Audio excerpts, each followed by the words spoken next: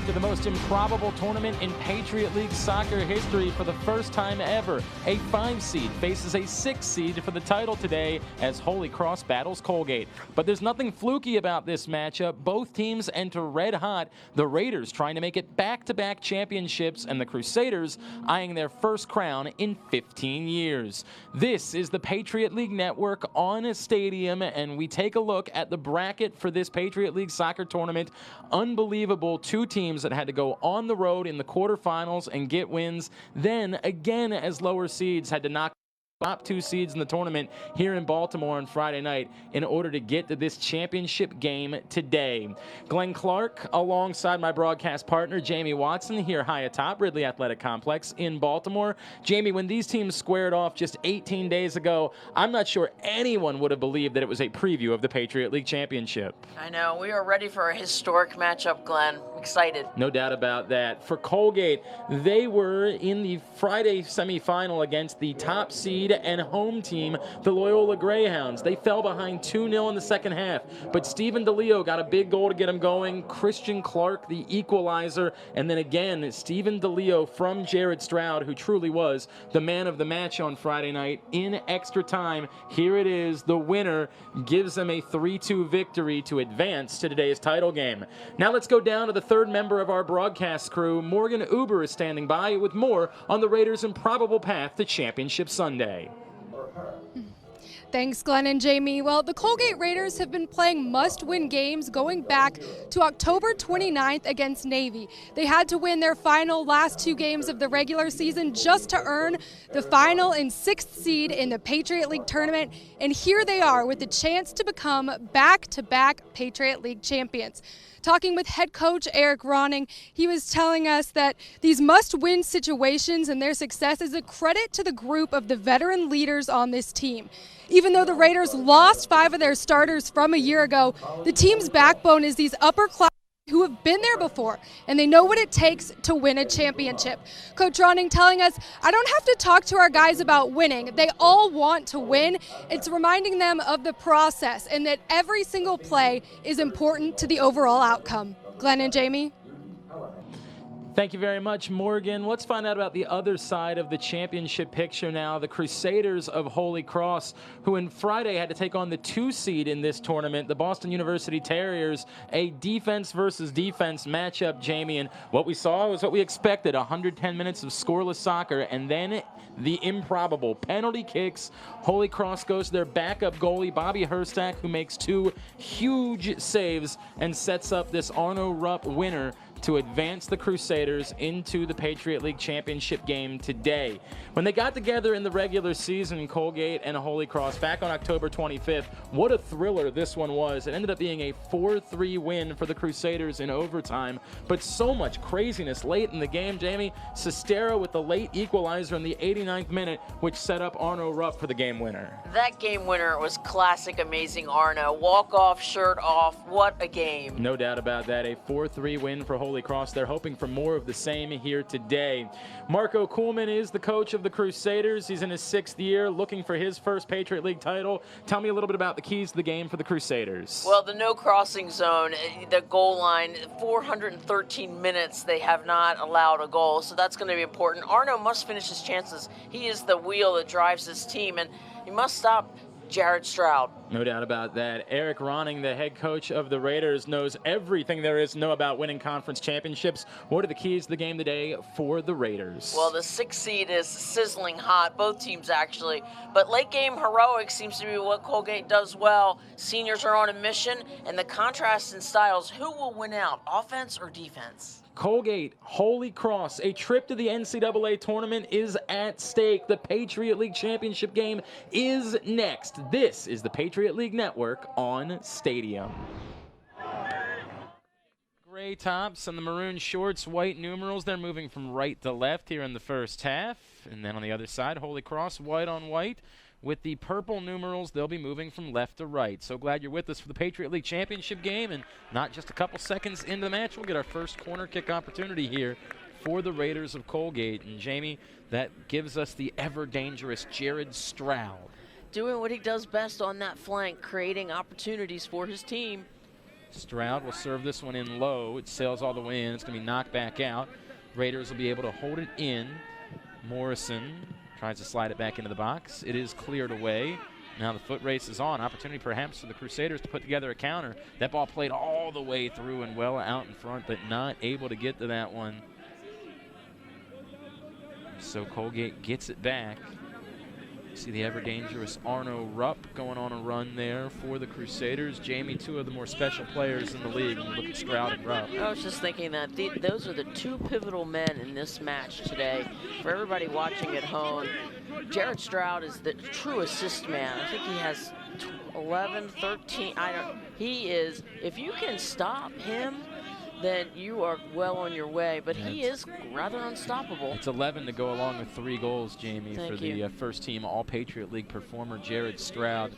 In goal for the Raiders today is Jacob Harris, the sophomore, making just his 7th start, as he is allowed just 7 goals in his 6 games, a 1.15 goals against average. He's made 26 saves, stopping 78.8% of the shots that he has faced. He's joined defensively by the All-Patriot League performer Arm Ulegian, as well as Carl Brown and Christian Clark. In the midfield, Chase Pagani, the aforementioned Jared Stroud, as that one's going to go out for a goal kick. Also in the midfield, Troy Mupen and Kentara Morrison, Oliver Harris up top, Stephen DeLeo and Freddie Janssen for the Raiders. For the Crusaders, Henry Stutz is in goal. Stutz this season in 18 games has allowed 27 goals, a 1.43 goals against average. He's made 64 saves, stopping 70.3% of the shots that he has faced. He has pitched 6 shutouts, joined defensively by Ed Muhan, as well as Owen Azrak, also Jacob Wright, Brad Ross, RJ Place, Justin Kafora in the midfield, as well as Max Kraus. And up top, it's Yuji Callahan, Nicholas Sestero, and the aforementioned Arno Rupp.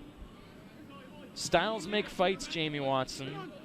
We have a team that's very capable offensively in Colgate, a team that probably is more inclined to play a little bit of a defensive brand than Holy Cross, but yet, when they got together in the regular season, these teams combined for 7 goals. What do you expect today? Boy, isn't that the question? As a fan of sport, I'm looking forward to seeing it. Will Coach Coolman of Holy Cross Glen play defensively for PKs in the end, which they were successful doing in the semi? Or will it be a 4-3 game, 7 combined goals in their last matchup? Remarkably kept in along the far sideline, but Colgate's going to get it right back here in minute number 4. So the Raiders, I assume, want to be the aggressors here today. Certainly capable. That's the unique thing about Colgate, is I think they're capable of playing a number of different styles and winning games in a number of different ways, Jamie. No, agreed. The Bucknell score, Glenn, 1-0, correct? Yeah, correct, right, yep. Just a couple of weeks ago, sure. Yeah, so it's and Holy Cross erupts for 3. Apologies, the quarterfinal, not a couple of weeks ago, just on Tuesday, the quarterfinal. And then Holy Cross erupts for 3 goals in 13 minutes. We have to see what each coach, it's going to be quite the chess match out there, Glenn. Stutz puts that one on the turf. It's rolled forward as the Crusaders go to work here in minute number 5. So far, we've avoided anything silly in the first 5 minutes, as my broadcast partner, Jamie Watson, likes to remind us. Most goals scored off set pieces or in the first or final 5 minutes of a half. Colgate will regroup. Will come down to the near side. Ball played forward. Nice nifty back heel there for DeLeo, and the race to the corner. Unable to get to that one was Oliver Harris.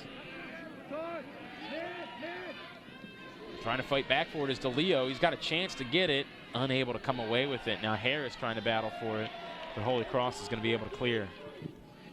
Now they'll blast this one towards the corner. Foot race towards the ball, but nobody's going to get there. It'll go out for a goal kick. Plenty of pressure there from the Raiders, Jamie. Coach Ronning will talk about collective efforts, and surely it is a team game and a team sport, but Arno Rupp has been just absolutely amazing for this Crusader team. I can't say enough about his performances all season long, really. Arno Rupp, second team All-Patriot League performer, as well as the Patriot League Scholar Athlete of the Year.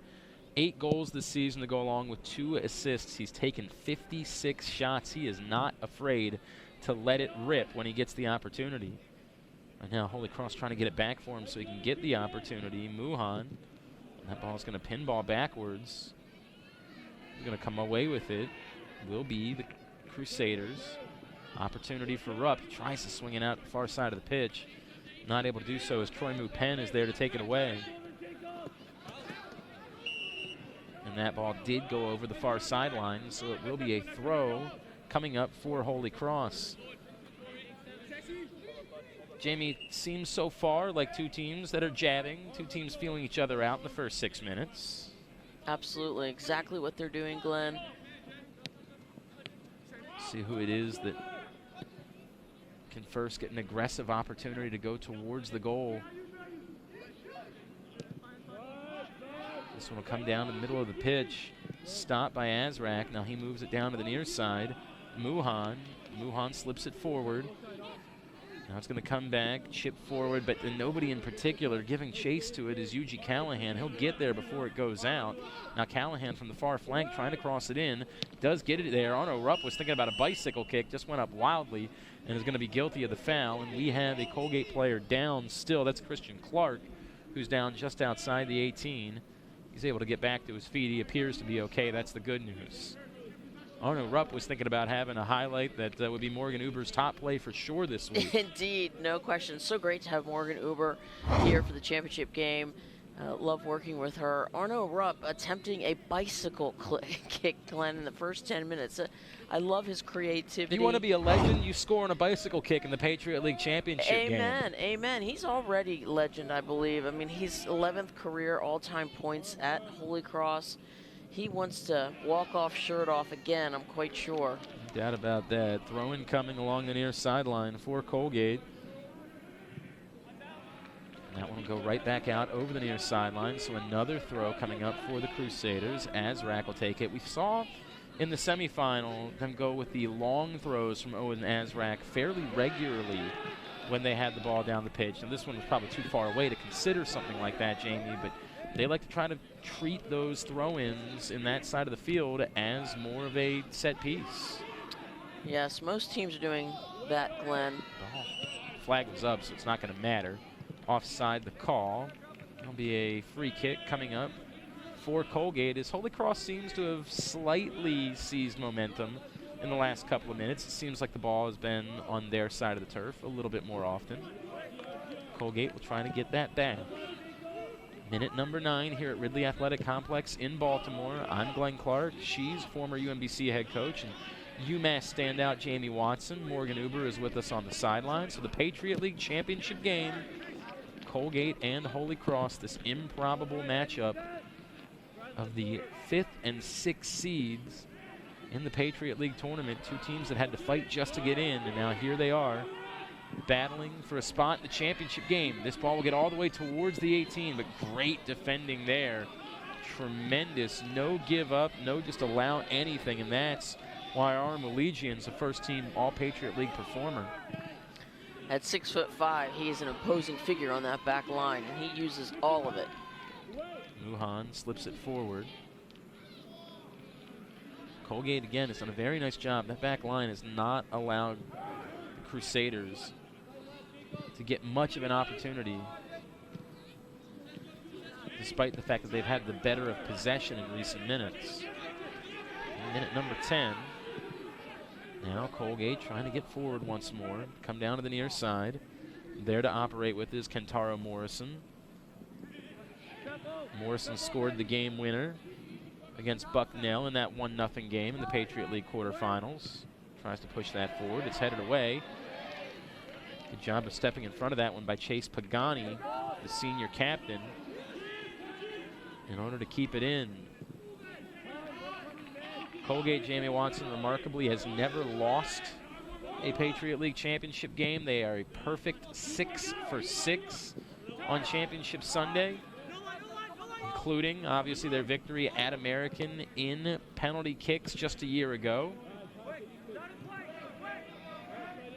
Glenn, do you think the back-to-back pressure is great for the Raiders here to win championships? And we were talking about this on Friday night, Jamie, and, you know, according to the Colgate program, no. It's not something they've discussed, defending their championship. That was a really nifty move from Oliver Harris. However, he'll lose it over the far sideline. Yuji Callahan gets back. They'll tell you no. They'll say, look, the conversation from Eric Ronning is about new team, new year. There is no thought to defending or anything along those lines. But, you know, I think once you get to Championship Sunday and the players that were there a year ago, the players that know how to win a Patriot League Championship, I can't imagine that's not something that they've thought about, that hasn't crept into their minds, is we're here, 6 for 6 all time, Colgate, we expect to do it. I can't fathom that for a second it's not something that has at least gone through their heads, as that one goes out over the near sideline. Teams pointing each way, but it'll belong to the Crusaders. I like the strategy of, let's not talk about it, but now that we're here, you know, we were chatting with Chelsea from Colgate earlier, and Coach Ronning said, look, I'm not going to lie to you, okay? Now it's here, okay? The opportunity to be back-to-back defending champs is here. Let's go get it. Eric Ronning in his 13th season at Colgate, 4 times already a Patriot League champion, trying to add to that today, including some experience, winning back-to-back, 08 and 09. They have done it before. 07 and 08, of course, that is. My apologies. They have gone back-to-back under Eric Ronning, and they're looking to do it again here today. Ball drifts back to the other side. Neither team with a shot. That's a great play to keep it in. Opportunity here for the Raiders, but just missing on that pass, and that'll get all the way through to be picked up by Henry Stutz. Ooh, that was a golden opportunity there for the Raiders for a counter. In front of that one, Freddie Janssen. Janssen, the big Swede, 6'4", 200 pounds, 5 goals on the season for the junior from Gothenburg, Sweden. Ball will sail back out over the far sideline. Throwing coming for the Raiders. Colgate 9-10-1 on the season. Finished 4-4-1 in Patriot League play. Holy Cross 7-8-4. That includes what goes down officially as a draw in the semifinals on Friday night, as it finished scoreless through 110 minutes. Obviously they advanced on penalty kicks, but it officially is recorded as a draw. Janssen slips it near side. Opportunity for Morrison drifting into the box. Morrison takes a shot high. Tough angle, Jamie, but he got a good strike on that ball, just could not keep it under the bar. Yeah, I might want to put a little bit more confrontational pressure instead of letting Quintero Morrison in the box that far to get that shot off. Morrison, the sophomore from Tokyo. We'll watch this one more time. This is a really difficult angle to try to do. I assume he's trying to swing that to the far post there and just couldn't quite curl it. So Stutz will be able to send it away for Holy Cross. You know, as a defender, Glenn, you want to delay, deny, and defend, destroy. That's the last thing that you do as a defender. Those are your 3 Ds. But you can't keep backing up towards the goal. You have to make a decision at some point to destroy. And Holy Cross gets away with that one there. Now the Crusaders struggling to clear it. We see a little more pressure being applied by Colgate here. Maybe sensing something, like sharks in the water.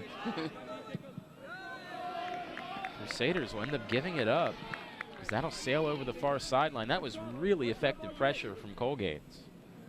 Turned up the high pressure and created a turnover. Let's see what it is they do as they go to work offensively now. Drifting up is Harris. That goes through his legs down to Morrison. Morrison again drifting towards the box, moves it back in. Harris, the middle of the pitch, Stroud wide open. He curls a shot off the post. Oh my, Jared Stroud, inches away. It reminds me of Arno Rupp hitting the post in the previous semifinal game. Shoot. But you cannot leave these 2 guys alone. They will. There's 4 white shirts. They will hurt you. Essentially right in front of him. He still snuck that ball through and nearly curled it into the goal. Henry Stutz says thank you to the post for helping him out there. We'll watch it one more time. Great angle here. Oh my, that is tantalizingly close.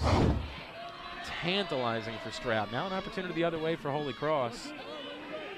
And on top of it is Muhan. He crosses it in, headed away. Now foot race to try to keep it in. Azrak gets to it first. Gets a lot of contact, no whistle. Stroud over there defending him. Azrak wins it back. Say that 10 times fast. Holy Cross tries to regroup as they want to try to settle for a possession after nearly allowing the first goal of the contest just seconds ago. Harris gets it back for the Raiders. Now they'll go to work the other way here in minute number 17. It is still a scoreless game, but the first really great chance just seconds ago. Jared Stroud, Mr. Everything for Colgate, dinging it off the post. Main scoreless game. Harris to Morrison near side. Morrison into the box, but too far out front, so that'll be cleaned up. Sent out for a throw-in along the near sideline. Yeah, he used his instep on that, Glenn, Jared Stroud. He didn't get quite enough curl on it, but he did get it to hit the post. Great package of Arno Rupp's set-piece goal. He did get a lot on that in-swinger that he took in the last time they met. That's what Stroud needed there. Stroud now from the near sideline looking to cross it in. It goes out off of Muhan and will be another corner kick, second of the match for the Raiders. And again, Jared Stroud, ever so capable on these corners. See what it is that he has to offer on this one. This one will be knocked away. Stroud trying to get back on top of it. Will be able to do so. So the Raiders maintain possession. Stroud now lifts it towards the back post. It goes out off of who? Off of Colgate. It's a goal kick. You know, I would be so tempted to man-to-man mark Jared Stroud all over the field as a coach, as a former coach. But as you can see, Glenn, he's on the right side. He's on the left side. He moves all over the pitch. So how do you handle him then? Well, you know, I still would, wherever he is, I would still put 2 men on him. But then you obviously leave somebody open, and Stroud has been so capable of finding the open players. 11 assists this year. 18 minutes gone by, scoreless in the Patriot League Championship game. Holy Cross and Colgate here at Ridley Athletic Complex in Baltimore. Stroud gets it back for the Raiders. He's had the best look of the game. Of course, Stroud, a significant part of last year's championship team. A number of players from last year's championship team, the graduating seniors, have returned today to support the Raiders as they try to make it back-to-back, including last year's Patriot League MVP, Ethan Cutler, who is here today. That'll go the way of the Crusaders for the free kick. Cutler playing professionally with the USL team in the New York Red Bulls system. Back in Baltimore today to try to root the Raiders on to back-to-back Patriot League championships. I'll go back out over the far sideline. Another throw-in coming for Holy Cross.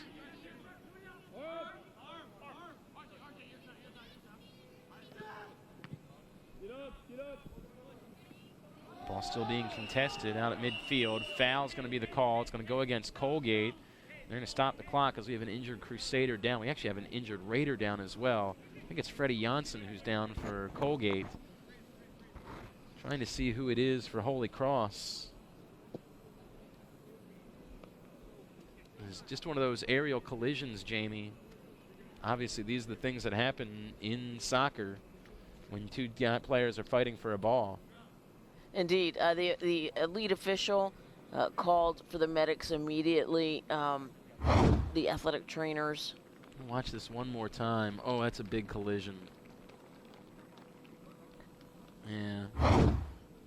And Janssen remains down. Number 26, RJ Place, and Freddie Janssen for the Raiders. And yeah, you see RJ Place having to be helped at the sideline. And obviously in these situations, such an emphasis, particularly on head injuries, Jamie. It's so important that we take those seriously.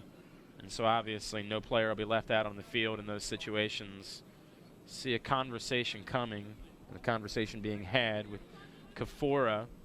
And our lead official here for today's game, our lead official for this one is John McCloskey, assisted by Randy Von Steuben as well as Ian Gutt.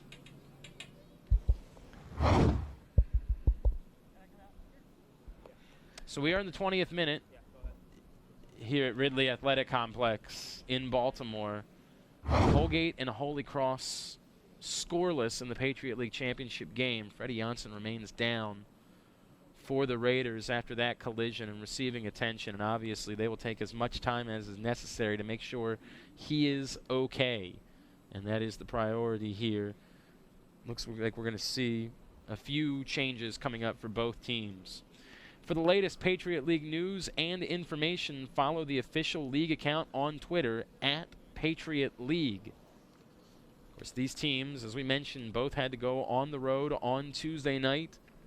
And the Colgate story, Morgan Uber talked about it in our pregame show. Just this incredible run for the Raiders where they have had to win all of their last 4 games. First to just get in to the Patriot League tournament, and the last 2 true road games to get to this championship Sunday. In the process, it started with that win over Navy, but then their last 3 wins, all on the road, have come over the top 3 seeds here in the Patriot League tournament.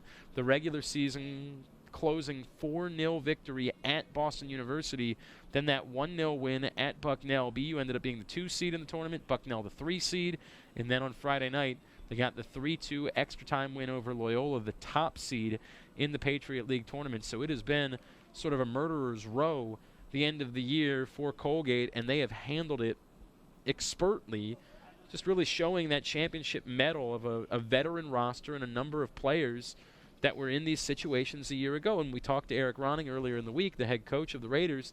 He said, look, yeah, sure, different team, different year, but we absolutely have the advantage of having been in those situations before. Agreed. It's a good sight to see here, Glenn. Freddie Janssen getting up. I think he might have an open wound there, perhaps bleeding a little bit, and they're being extra cautious. And it's good to see that. There's no doubt about that, Jamie. Heading this way towards us.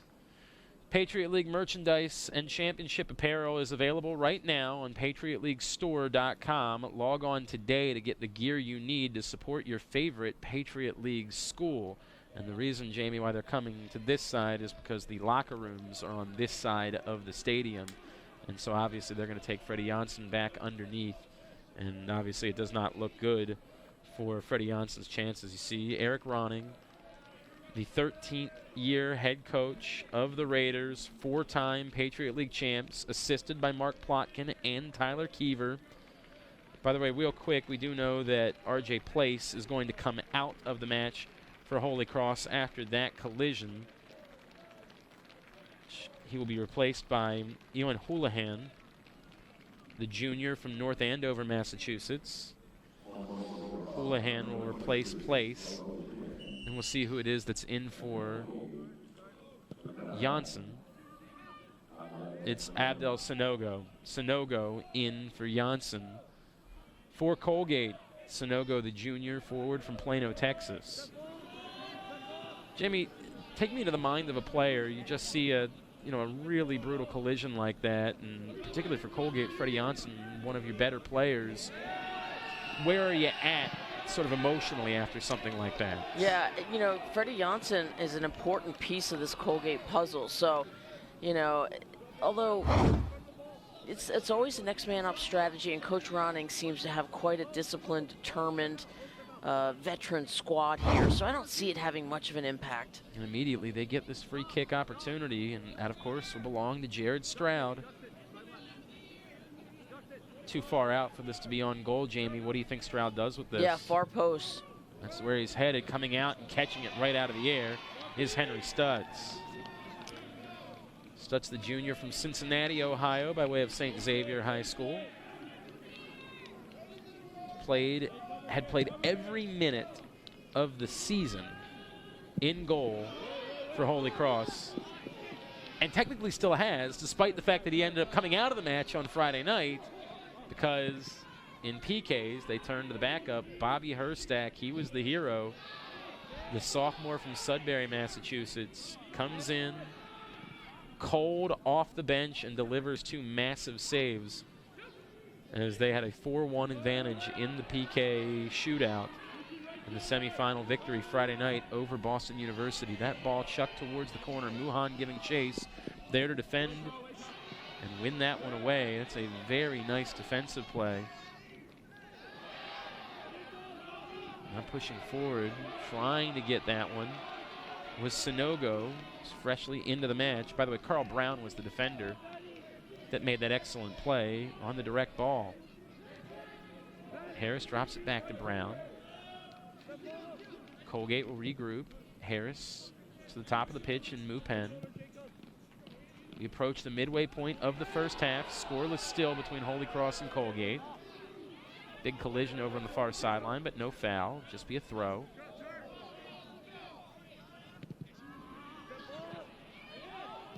Another opportunity here for the Crusaders.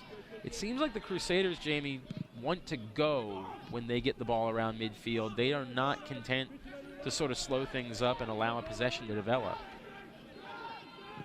I agree, Glenn. I think they're looking to play directly to Rupp, which I think is a great strategy. That's how good he is. Callahan trying to keep it in over in the corner. Plays it along the turf. Not able to get there. It was Merrick.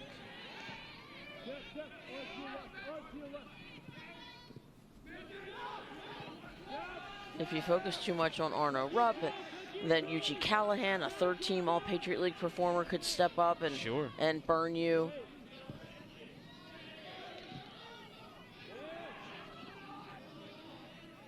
Now comes back down to the near side. Carl Brown pushes it forward. Headed down by Sanogo. Was it kept in by Morrison? Somehow, some way, that was kept in. And now delayed call on the foul. A lot of frustration. Conversation right now between Stephen DeLeo and our lead official, John McCloskey. It's going to be a free kick, ultimately, for the Raiders. DeLeo's going to remove that armband that started coming off. And it will be Stroud again to take the free kick. Certainly a player to watch, Stephen DeLeo, as we saw in the package before. 2 goals in the last game, Glenn. Stroud delivers that one to the edge of the box, sails through, ball still up in the air. Finally cleared away by Callahan. Comes out to Mupen. He's going to chip it back towards the corner. Can Stroud get to it? Yes, he can. So there's Jared Stroud, ever so dangerous. Leaves it back. Mupen pushing up. Mupen tries to cross it in. It's knocked away and cleared back out to midfield. That's interesting. That ball went right over Stephen DeLeo's head, Glenn. It looked like he shied away from a bit. Morrison flips it forward. Stroud trying to find it. Just could not identify where that ball was coming to, and so it gets all the way through to be picked up by Stutz.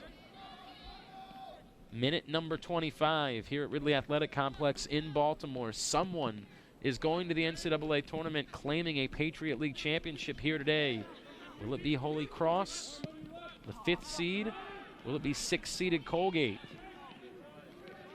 So far, 3 shots for the Raiders, none for the Crusaders in the first 24 minutes and 45 seconds of this contest. And this is probably about what we expected from Holy Cross so far, Jamie? Yeah, I think Colgate is dictating tempo a little bit more so, Glenn, in these last 15 minutes. Azrak was in a little bit of trouble there trying to cover DeLeo. Now from the far sideline, there goes that man again. Stroud gets it in. DeLeo was trying to give it back to Sanogo. Sanogo wasn't there to come get it. Colgate's so technically sound, you get caught ball watching defensively. No foul whatsoever there as Sestero goes down. He's livid. Tough to tell if that was from behind or if that was side to side where that contact came from, Jamie. John McCloskey says no. I don't know. It's close side to side, but he's letting them play. Harris lays it back to Morrison. Morrison Surveying, now pushes it forward. Sanogo, who, boy, he was draped all over him, was Brad Ross, the captain. Did not let Sanogo go anywhere with that one as Holy Cross gets it back. Colgate doing a nice job, Glenn, of attacking on the flanks, whether it's Morrison on this side or the far side with Jared Stroud, who's approaching the ball right now.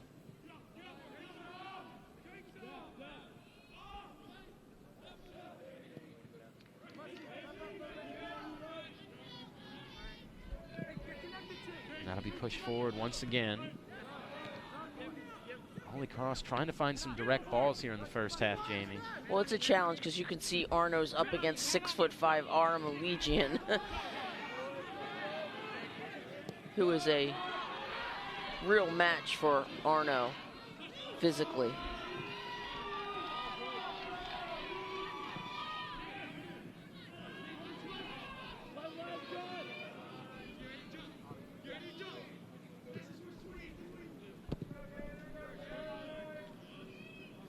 .27 minutes in, still scoreless. Holy Cross and Colgate. This will come out along the near sideline. Will be a throw for Owen Azrak. We mentioned the coaching staff for Colgate, obviously for Holy Cross. Marco Kuhlman, head coach in his 6th season, one of the more accomplished head coaches at the D2 level before he came to Holy Cross. Won the 2007 Division II National Championship as the head coach at Franklin Pierce. He's assisted by Ben Graham and Mark Waterman. Change for the Crusaders. Bobby Barsic into the game, replacing Max Kraus. Holy Cross last winning, Glenn, the Patriot League Championship in 2002. They are hungry. It's been 15 years, obviously, as Jamie points out. They want to try to change that here today and get back to the NCAA tournament.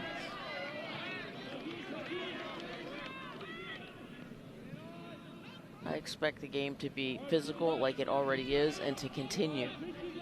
I guess the question becomes, Jamie, is at some point, if you're Holy Cross, do you change your strategy to try to push for a goal a little bit more?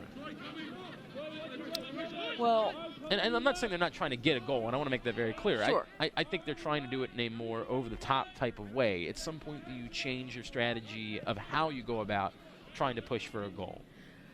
You know, I think so, because here's a perfect example, Glenn, a ball over the top. That back line for Colgate is so good. Bucknell didn't even try to attack them on corners. They did short corners most of the game. So what I mean is, going over the top probably won't work. 6'5" Legion. Sure. He is big. It is hard to get anything over him. Now Rupp, it's chipped forward, looking for it. Muhan, not able to find it. Colgate again, able to get that out of trouble without Holy Cross being able to do much of anything with it. That ball sailing, Sanogo's there, he's got it.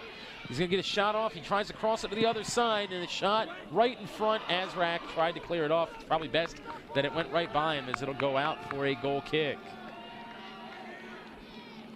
What an interest. There's that man again, number 16, Steven DeLeo. I think Stroud and Rupp create so much attention that it opens opportunities for DeLeo, as you'll see here. Watch this cross. Sanogo really nicely done to the other side. The ball just not struck the way that DeLeo wanted it to be. It was coming in hot, as they say, but tremendous opportunity. As we hit the 30-minute mark here in the first half. Still scoreless between Colgate and Holy Cross. Glenn Clark, Jamie Watson with you here on the Patriot League Network. On Stadium, down on the sideline, our broadcast colleague, Morgan Uber. I got to look at Morgan through the binoculars, Glenn. She's all over that injury, and she's going to be able to update us on what's going on. That will go out for a throw-in along the far sideline for Holy Cross. Yuji Callahan just ends up chipping it in on goal. It's picked up on 2 hops very easily by Jacob Harris. The story on Jacob Harris, 7 games ago inserted as the starting goalie due to a nagging injury for Peter Tappenden, who had started the first 14 games of the season. He had played well. This was nothing but an injury that caused the change in goal. If Tappenden was healthy, he would still be the starting goalie, the senior from Ann Arbor, Michigan. But they go to Harris, the sophomore from Brookline, Massachusetts. He has not blinked since he was inserted into that role. Of course, pitched the back-to-back clean sheets last Friday against BU, and then in the quarterfinal, obviously on Tuesday night against Bucknell. He apparently, you would wonder about someone who doesn't even have a whole season of experience and the pressure that he might be feeling coming into a championship Sunday, Jamie. Not the case at all. We were informed before the game that Jacob Harris yesterday was busy buying vinyls here in Baltimore. Records. He ordered an old record player. He's got an opportunity coming for Colgate. That ball is going to go out over the end line. It will be a goal kick. He's out there buying vinyls. He ordered an old record player that's going to be delivered back to him. Just not a care in the world, carefree. And I say not a care in the world. Obviously, he's very concerned about soccer, but he is not overwhelmed by this. He was able to just have a loose day here in Baltimore yesterday. And I was told one of the records he picked up was Dark Side of the Moon by Pink Floyd. Don't know if he's going to try to sync it up with The Wizard of Oz. We'll find that out. But just a relaxed day for Jacob Harris yesterday as he prepared for this sort of moment of a lifetime. Good selection, Jacob. No question about classic. that. Starting in goal in the Patriot League Championship. Chris DiPietro enters for Chase Pagani for the Raiders. And now another opportunity, and Sonogo is going to throw this one in for Colgate. And it looks like he's going to go with the long throw, Jamie. Colgate sort of asserting their will, their style, their tempo on this game right now. Sonogo will try to get this all the way to the 6. It's basically where he gets it. It's headed away. Foul call anyway. And so it'll go right back the way of the Crusaders in the 34th minute. Stutz will put it down. Deliver it out. You notice they brought Aram Allegian up on those long throws, Glenn, which is why he leads his team in goals. Yeah, get that 6'5" frame up there to try to knock it in. 6'5", 210 pounds. As Stutz again comes over to get to that one. Glenn, it looks like about to check in is Mason Brummett. He really was. He's your guy that comes off the bench and fresh legs and creates some problems. Let's see if he can do that. He did that very well in their last match. No question about that. He definitely supplied a spark off the bench on Friday night in that scoreless draw with Boston University. Holy Cross trying to find something. Still have not even recorded a shot here in the first half. We talked about this scenario, and it's not going to work that way because Holy Cross actually scored 3 goals in the first 13 or so minutes of their quarterfinal game against Lehigh, but you don't have to score to win today. You don't have to. You can play a scoreless game, finish in a 0-0 draw just like they did on Friday night in the semifinals. We'll see another look at this foul. Pretty easy call for there on the far sideline. Nice little shove from Sestero. Free kick played towards Sonogo, headed back away. It'll be a throw-in coming up for the Raiders along the far sideline. But that's what they did on Friday night, Jamie. They played the scoreless draw. They got it, the penalty kicks. They had their penalty kick specialist goalie, Bobby Herstack, ready to come in. He delivered some big stops for him, and here they are in the championship game where they could very easily do the exact same thing. Troy Mupen slides back over. The substitutions, Holy Cross brings on Rory Burse and Mason Brummett, as you mentioned, for Muhan and Sestero. And Uwe Omaragbe into the match, replacing Kentaro Morrison for the Raiders. Omaragbe, the junior from Albany, New York, 3 goals, 4 assists on the season. Mentioned Rory Burse, sophomore from Danville, California, and Mason Brummett on as well, the forward from Bow, New Hampshire. Midfield, Crusaders set things up. They're going to have to be a little bit more plotting this time. And again, we see that high ball pressure coming from Colgate, Jamie.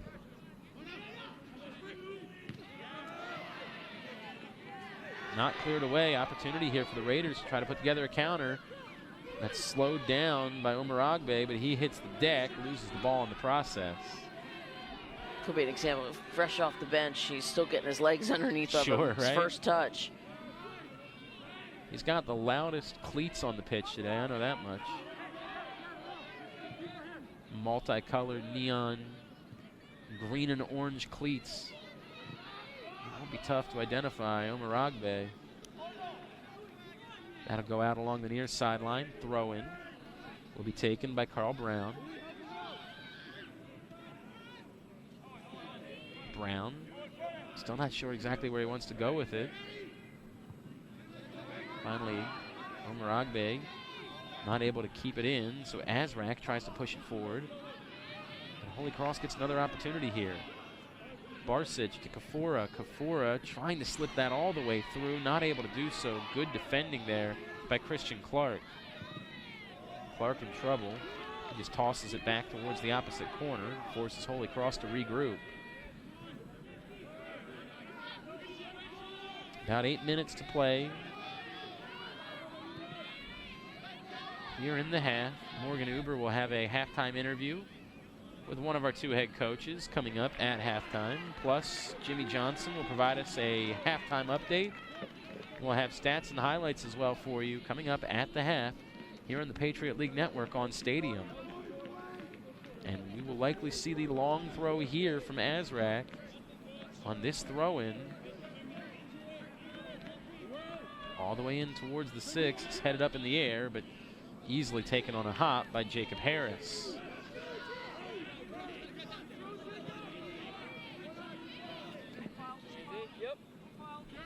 Colgate again trying to push forward. Out in front, Sanogo to the corner. Two white shirts over there with them, and is not able to hold on to it. Question now becomes, can the Crusaders clear? Not so far. Colgate gets it right back. A lot of speed. Now that ball slipped in, but no one to slip it to. DePietro trying to go to work. That was his first real touch of the match. Just maybe a little bit too aggressive, looking for Sanogo. Too far out in front on that touch. Sent away by Stutz. Holy Cross trying to get it back. And we are approaching, Jamie Watson, those ever so dangerous final 5 minutes of the first half. Jimmy, why is it that so much tends to happen in the first or final 5 minutes of a half? It's such a good question. I'm not sure because, listen, I'm not the only former coach who knows about this first 5, last 5. It's taught at all levels. Barsic with a great job of holding onto that ball. Now tries to cross it towards the 18. It's kept in. Shot will get through, but wide of the goal off the foot of Rory Burst. But the first shot that really had a chance for Holy Cross, it's credited as the second of the match. A good look for Rory Burst. He just could not find that far post. Solid right-footed shot, toes down. He strikes it with all the laces, unable to get any spin on it to bring it back closer to the goal, and it goes far wide. So Burst enters, and a team that didn't have a single shot up until that point now has 2, both courtesy of Rory Burst. Not the first good one of the match for the Crusaders. Approaching 5 minutes to play.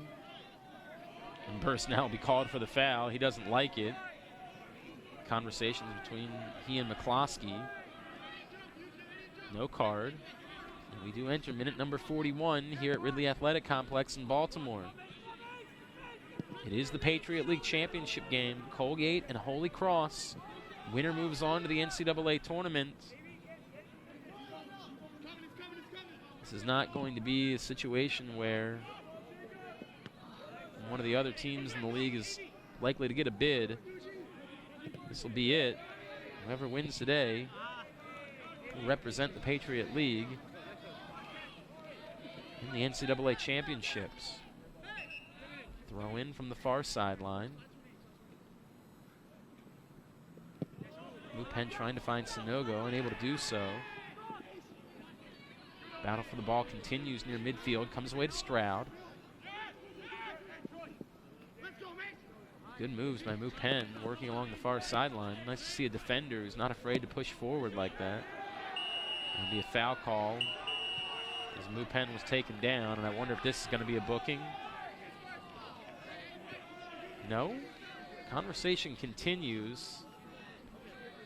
It's Mason Brummett who's over there getting the talking to from McCloskey, but did not see the yellow card come out. Free kick instead for Colgate. We'll watch it one more time. That was a good little shove that Brummett got in on that play. Yeah, and the referee's taking charge here, letting them know he's going to blow the whistle on that. And it matters because you lose possession every time, and possession is priceless in a game like this. Minute number 42. Azrak. Right back to Ross. Ross, the senior captain of this team by way of Nashville, Tennessee. Content Glenn to knock it back and forth here. Colgate dropping back to preserve energy, their energy. Trying to make one more push here before the end of the half. That ball lifted towards the corner. It'll be headed away, so it'll be another opportunity for a long throw for the Crusaders. Barsic was happy to let that one go out, and now Azrak will get that opportunity. Try to toss this one in towards the 6. Treat it very similar to a set piece. Towards Rupp, who will back head it.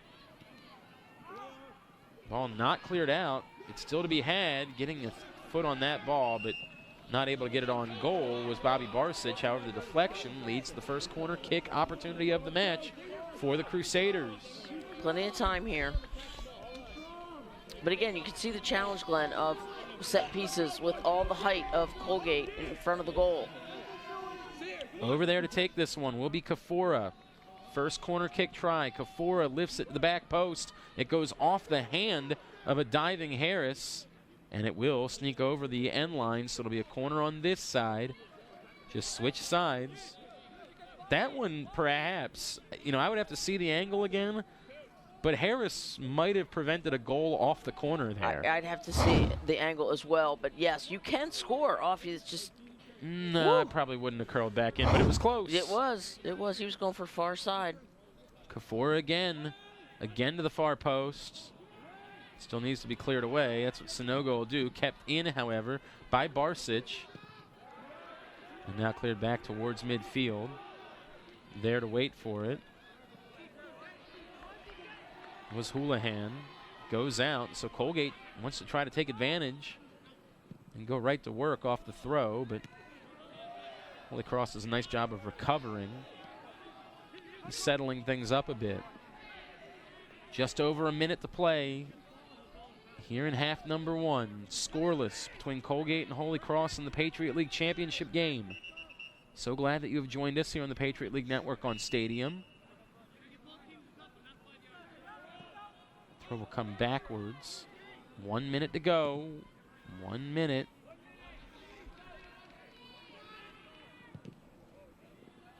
Anything that surprised you in the first half, Jamie? Not really. I mean, you see both teams, Glenn, playing the ball sideline to sideline. What happens is you spread the defense out, and then they played a direct ball right into Omaragbe. So you see how the defense spreads out, and now you have an open player.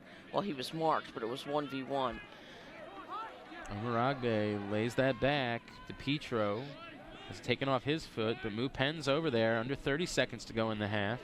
Now to Harris in the middle. Penn's pushed all the way up. Now slips it down to the near side, and Brown. 15 seconds left as Brown crosses it in. Headed right back up in the air. Holy Cross still has to get it out of there. And that's exactly what they're going to be able to do with Barsic. Barsic will toss it forward, and he'll just lift it here at the end of the half, and that will be how the half comes to a close. So 45 minutes in, a couple of chances for both teams. The best one belonging to Jared Stroud, who pinged it off the post. Would have given Colgate the 1-0 lead, but instead it is scoreless here at the half. Let's head down to the sidelines where Morgan Uber is standing by. Coach, for a team that hasn't allowed a goal in 450 minutes, how do you crack this Holy Cross defense?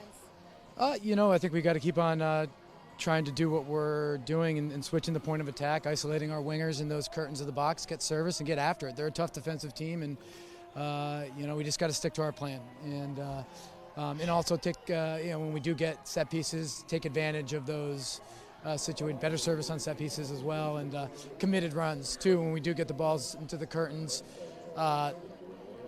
make sure we're making good quality runs in the box. And so it's definitely been a tight game, and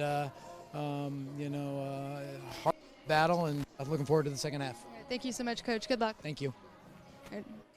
Back to you, Jamie and Glenn. Thank you so much, Morgan Uber, and thanks to Coach Eric Ronning. We'll be back in with halftime festivities. It's a 0-0 game, the Patriot League Championship, here on the Patriot League Network on Stadium. Teams switch sides here for the second half as we are underway at Ridley Athletic Complex in Baltimore. Holy Cross white on white with the purple numerals. They're going from right to left in the second half. And Colgate, maroon and gray tops, maroon shorts, white numerals. They're going from left to right. Glenn Clark, Jamie Watson, Morgan Uber with you here on the Patriot League Network on Stadium. 45 minutes remaining in regulation. If that's not enough, we could have up to 20 minutes more, and who knows, maybe even penalty kicks to determine a champion of the Patriot League between Holy Cross and Colgate here today. Jamie, we were talking during break, and your sense was that for a while Colgate was dominating the run of play, but got a little bit more even as the half went along. Yeah, I would agree with you. You thought Holy Cross sort of came back there in the second. For the most part, yeah, really even. I still think this is Colgate's style. They are the ones winning the style points right here. And let's see what happens. They scored in the 70th minute, Glenn, of the last two games, so keep an eye on that number. One of the big storylines is Freddie Janssen getting hurt in the first half. Of course, RJ Place got hurt as well for Holy Cross, but Freddie Janssen had to leave the game after a collision with RJ Place. I don't believe either player has returned to the pitch since that time, so that is a big storyline for both teams here in the second half. Let's head down to the side. No, we'll take just a brief pause. We're going to get an update from Morgan Uber here in a second, as Colgate will clear that one away. Trying to get that to Yuji Callahan, not able to connect. Colgate will take it back at midfield and try to go to work. Jared Stroud, the man who came the closest, coming up with a goal in the first half.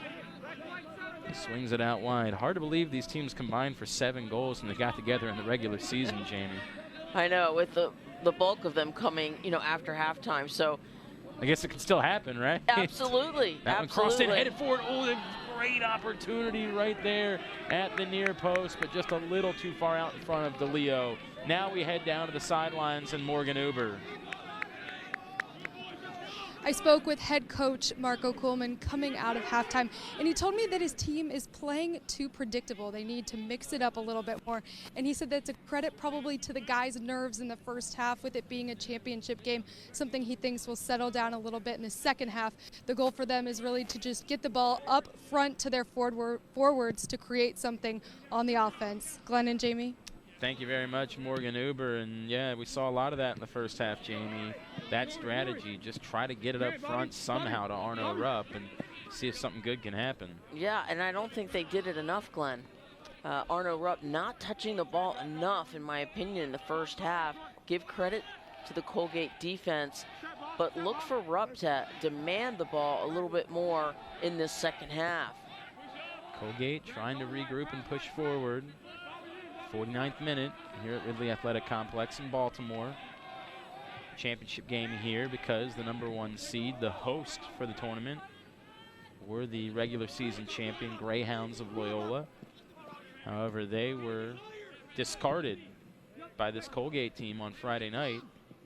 And the two lowest seeds in the tournament meeting up for the first time, a 6-versus-5 matchup in the championship game. Opportunity again here for Colgate as they push forward. That one cross blocked down. It's going to be cleared away easily by the Crusaders. burst trying to work that far sideline. Gets it back into the midfield.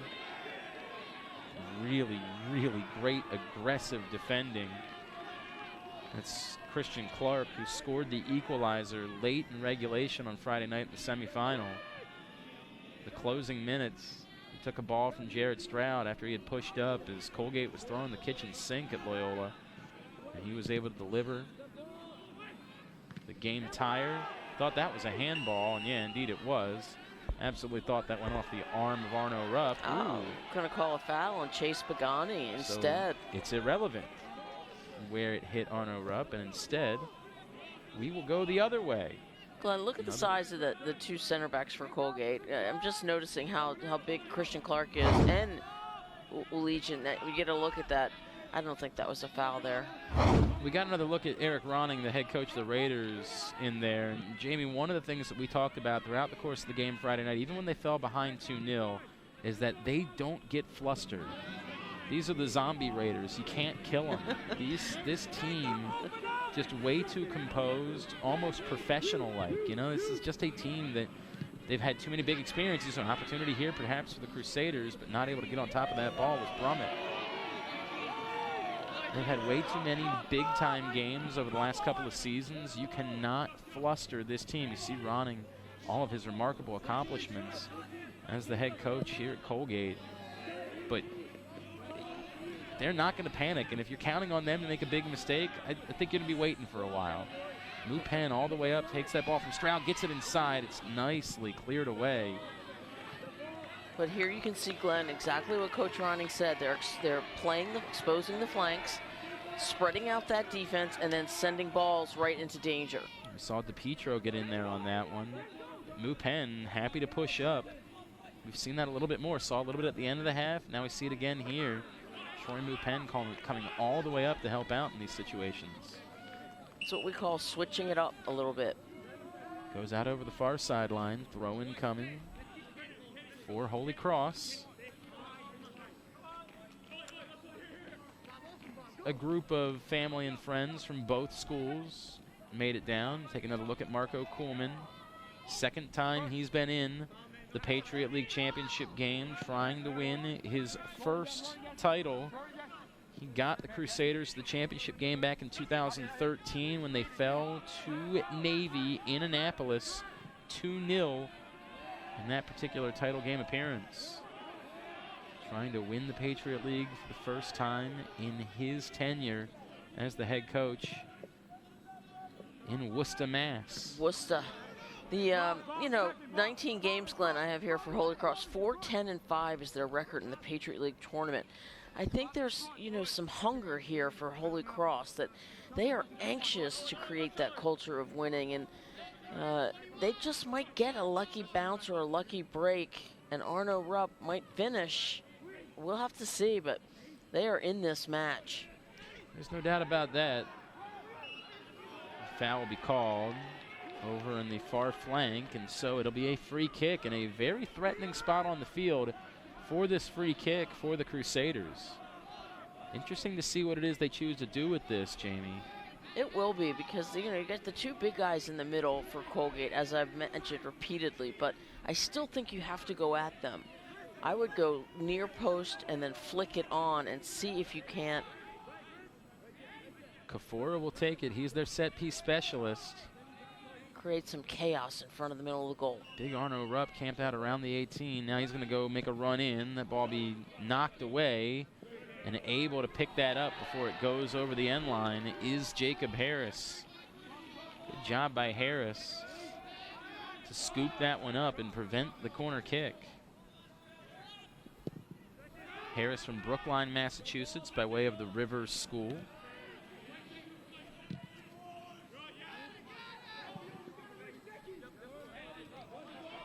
No relation that we know of between he and Oliver Harris, the junior from Chappaqua, New York, by way of Horace Greeley.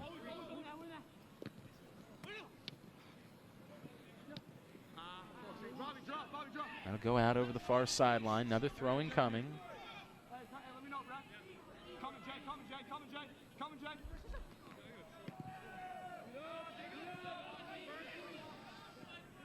We're back to battling in the middle third of the field, and we've seen that a lot.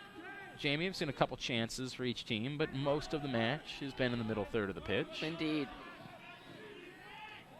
It'll be interesting to see as we go along here, Glenn, the impact of the loss of Freddie Janssen. So far, if you're just joining us, to injury in the first half, a head injury. Pagani plays that one all the way back to Harris. Harris can't pick that one up. Gets rid of it quickly. And some high ball pressure this time from Holy Cross. Maybe they're trying to get a little bit more aggressive, force the issue a bit. That'll be cleared out, and Holy Cross is going to have to retreat, get back in defensive position. Still too early to have the feel like this is going to be a for sure one-goal game, right? Like the next goal is going to be the one, but as that clock keeps ticking, you start to wonder, Jamie Watson. Well, you do, but I have to go back to previous games, you know. After the 70th minute, against Loyola, we had 4 goals or 5 goals. You just can't predict how, especially with these two teams, but got some subs coming in. That's right, as that'll go out for a goal kick.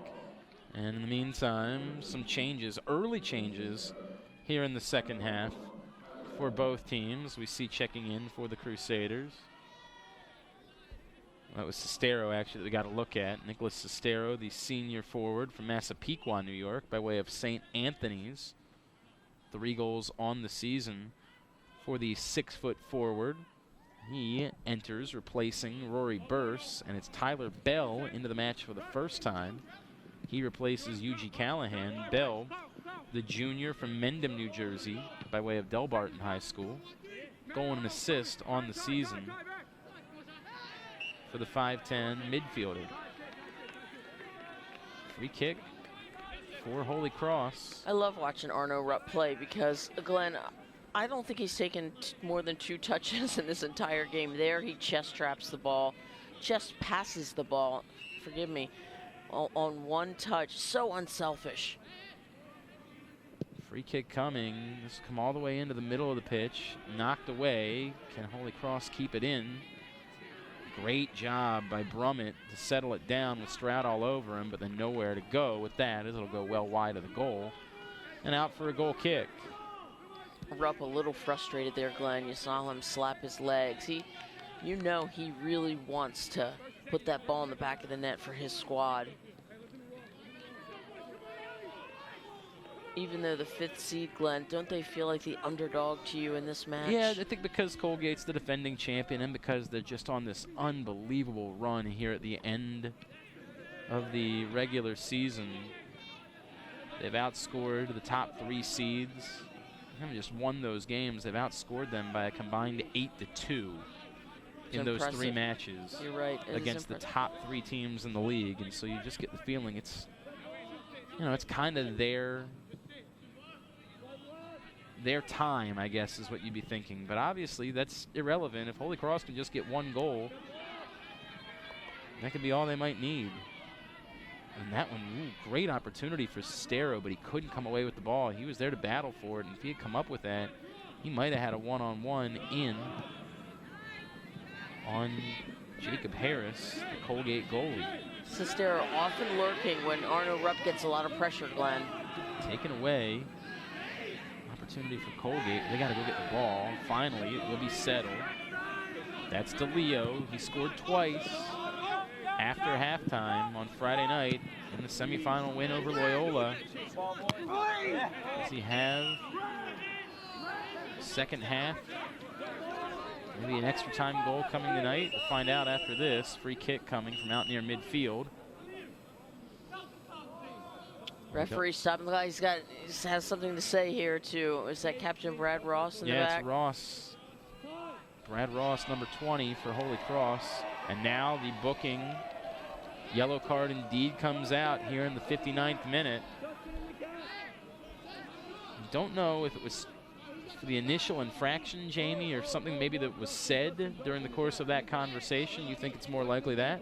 I do. I think it's more likely he said something, and You just have to be careful. Officials do not play around. Just better off keeping your mouth shut. So Ross booked in the 59th minute. Free kick lofted in towards the box. Knocked down. Opportunity here for Stroud. Stroud takes the shot. It gets through, but it'll be saved fairly easily by Henry Stutz.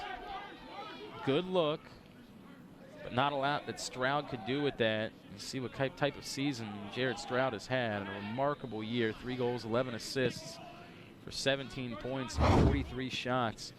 This one did everything he could with this ball. Just unfortunately, there was only one path to getting that on goal, and that was the path that was protected by Stutz. What I thought was interesting, all 3 of his goals, Glenn, penalty kicks. Well, he's the set piece specialist. He is the penalty kick taker as well. Yep. And opportunity going the other way. By the way, that save, the first official save for Stutz, now a chance going the other way for the Crusaders.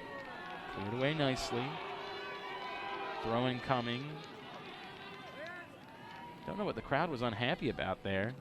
I think there was a foul? Not sure. Possession continues for Holy Cross, and that ball flicked forward, but nobody home. So it's picked up by Harris.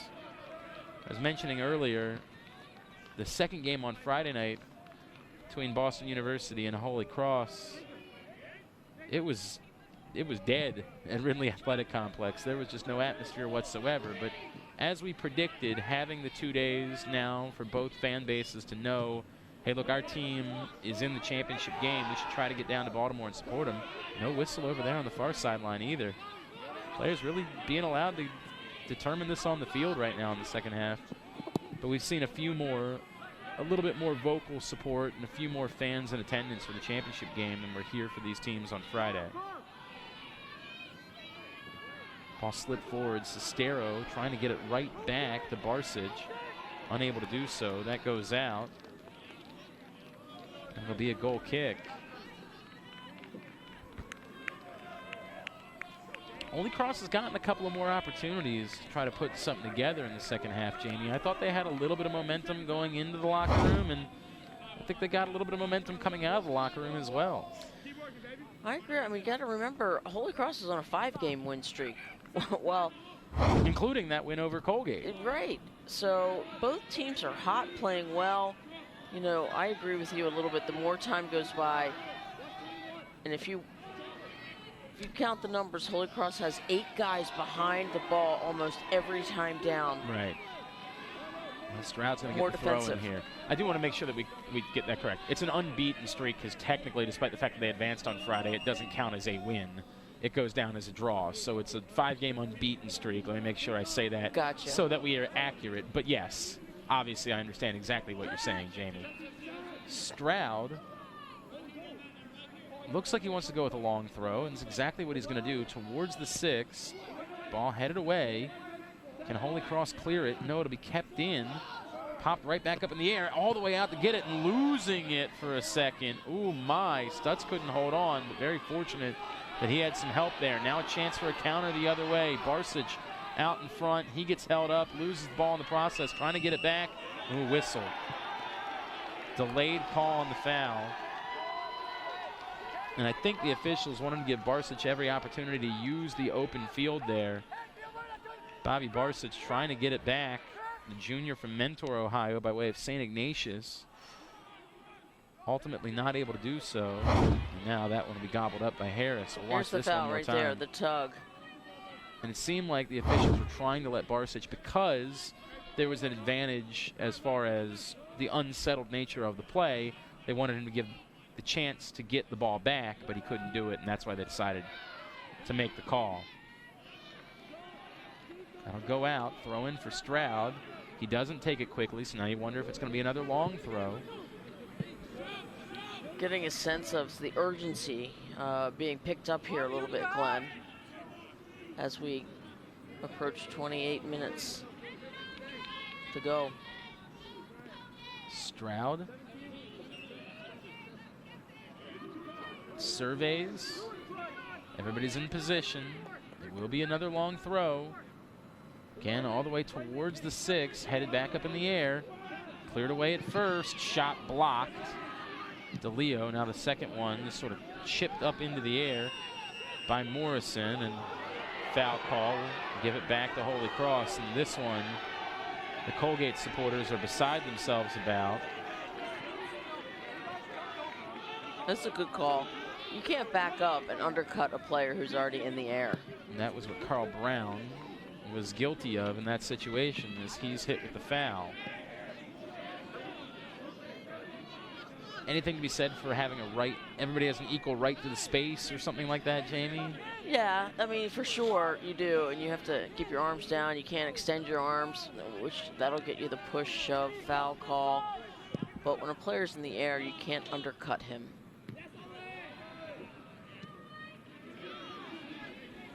So towards the near sideline. Colgate again trying to get settled. That ball misplayed over there at the sideline by Houlihan. Gives it back to Stutz, and Stutz will just shuffle it over this near sideline. So another throw coming for Colgate. Colgate trying to get momentum back as we start to approach the midway point of the second half. Stroud and DeLeo creating some problems here on this near flank. Barsic back in the middle of the field. Harris lays it off to the sideline. Cleared back away. Colgate trying to regroup, resettle, push forward once again.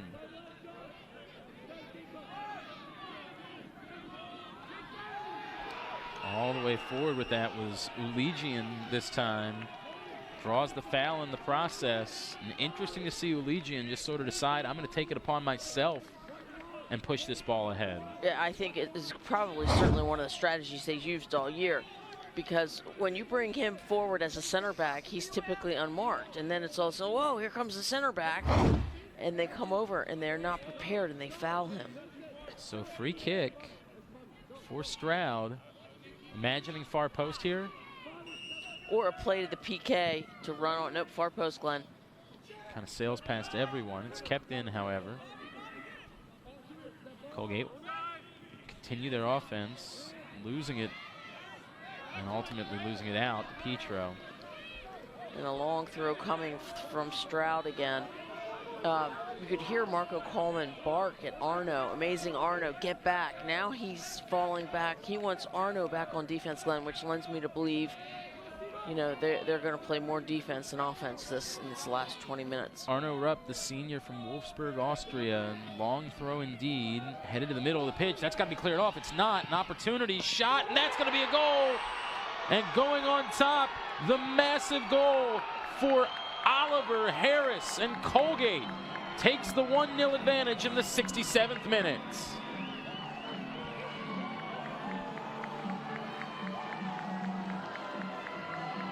You can't let a loose ball hang in the area like Holy Cross did right there, because if you do, someone like Oliver Harris, the junior, can put home his third goal of the year and give his team a massive lift. He just curled it around everyone, including Henry Stutz, to put the Raiders on top 1-0. Glenn, huge mistake by Tyler Bell, number 21 of Holy Cross. Just turned and allowed the ball through for Oliver Harris to put it in the back of the net. And they've been using those long throws all day, Jamie, and it's what ultimately leads to their first goal, and potentially what could go down as the championship goal. Almost the 70th minute. So, long time to go. Let's make sure we point that out. Sure. Still over 23 minutes to play in regulation. But Holy Cross now knows they can't win a championship without scoring. They're going to have to score at least once if they want to advance on to the NCAA tournament. The Raiders, Here comes they the try to throw. go back to back. And look, right there, the big mistake there. He just lets it go through. And Right in front of him, and then he couldn't recover. Another opportunity here, Stroud. He misplays that one. It was a tough ball to settle. And now a giveaway. Mupen chases all the way up, but he can't control it. And Holy Cross gets another chance to get it out. Unable to do so. Pagani kept it in for the Raiders, and it'll be a Colgate throw here along the near sideline. And now the Raiders are smelling blood, Jamie. They certainly are. Mason Brummett a little confused out there. You got to go back and get the ball. You can't assume it's going to come to you.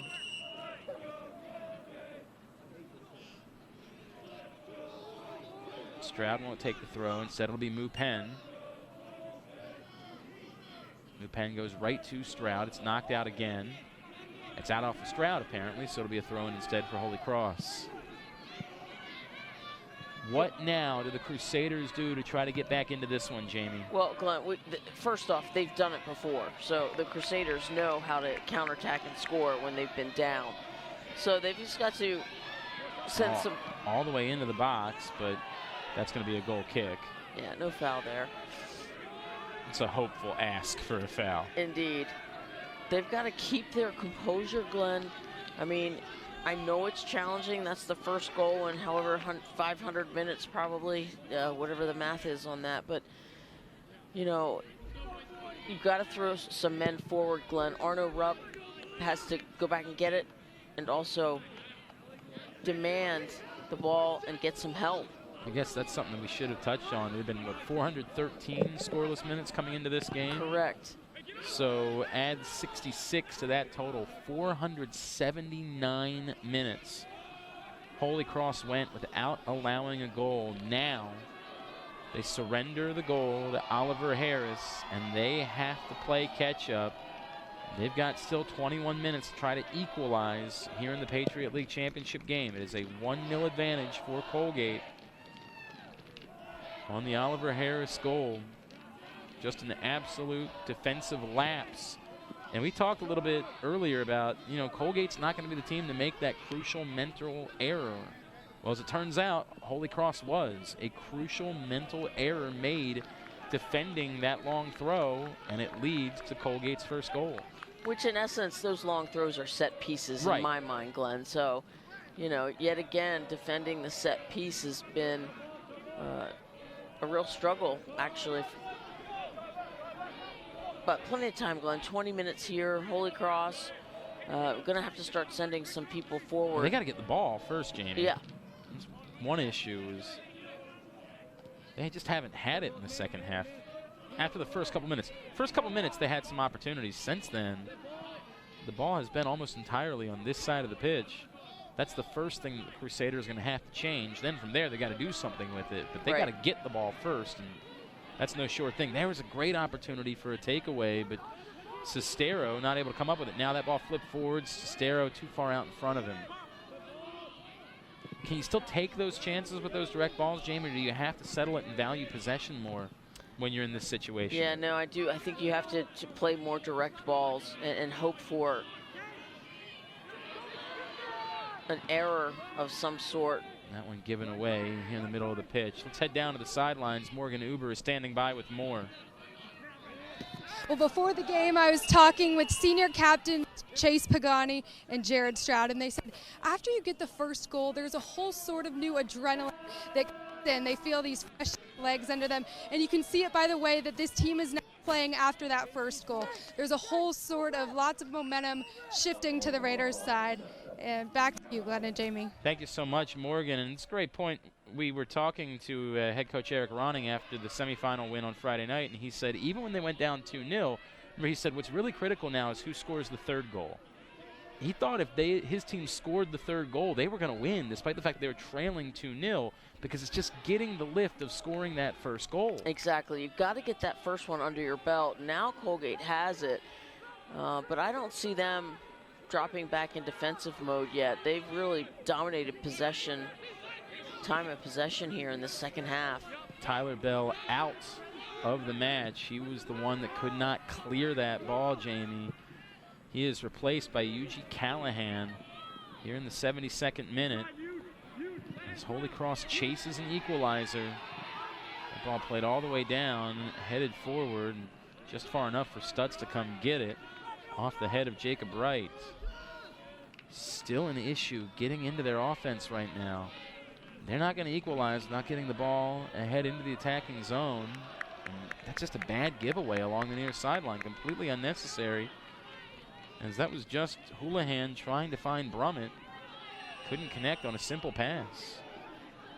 Foul, and Mupen is down. See if they stop the clock here. Not yet. Still not the case. And now they finally will. 72-43. Free kick taken. Is there some sort of accepted allotment of time, Jamie, when somebody goes down that you say, hey, look, we're going to give them 10 seconds. If they're not back up, then we blow the clock dead, something along those lines? Absolutely, Glenn. Right on that, yes. Great battle for the ball at midfield. Comes away to Brummett. Brummett, just could not get wide there. Boy, if he could have gotten around, he might have had something. But again, Mupen called his name a lot tonight. He's been all over the pitch. Another opportunity here for the Crusaders. Barsic lays it to the flank. Just nowhere to go with it from there. Callahan trying to do something. Now a little bit too much from Callahan is going to be whistled for that tackle on Morrison. Yeah, they were in the attacking third, Glenn. He was, almost on the end line, served that ball. Just a poor service, or shall we say good defense by Colgate. Just stopping that ball, blocking it. Interesting there that you had Callahan tackle Morrison, two Japanese natives going up against each other in the Patriot League Championship game. Morrison from Tokyo, Callahan from Okinawa.